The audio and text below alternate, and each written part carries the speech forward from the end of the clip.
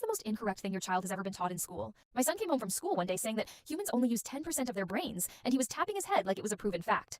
I had to explain to him that it's not true. Modern brain scans show that multiple regions are active all the time, depending on what you're doing. He looked confused and said, "But Mr. Carter showed us a whole slideshow and even had pictures in the science book." The next morning, I packed a few things into my bag and sent Mr. Carter a message asking if I could do a short presentation about how brain scans actually work for career day. He agreed immediately. When I arrived, he introduced me as Ethan's dad who works at the hospital, and 26 kids stared up at me from desks covered in Minecraft pencil cases and colorful folders. "I heard you learned people only use 10% of their brains," I said. The class nodded enthusiastically while Mr. Carter beamed from the back. I pulled out my tablet and showed MRI scans with multiple regions lighting up in different colors. "Even simple tasks like talking or listening use several parts of your brain at once," I explained.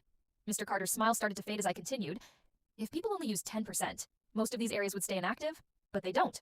The kids leaned forward, fascinated, asking questions, while Mr. Carter kept clearing his throat and getting red. One boy argued, "But our textbook says 10%. I checked the page. It was from the late 90s. "Science moves fast," I said. "Some old ideas stick in books even after we know better." Mr. Carter stood, saying, "Thank you for the presentation, but we need to move on to math." And I started packing when a girl raised her hand. "So the book is wrong." The classroom erupted in whispers. I pulled up the current state science standards on my phone and said, "Actually, the updated guidelines list the 10% idea as a myth." Showing him the page, he asked me into the hallway and hissed, "Do you know how hard it is to teach when parents undermine me? Now they'll question everything." I stayed calm. "Isn't that exactly how learning works?" I said.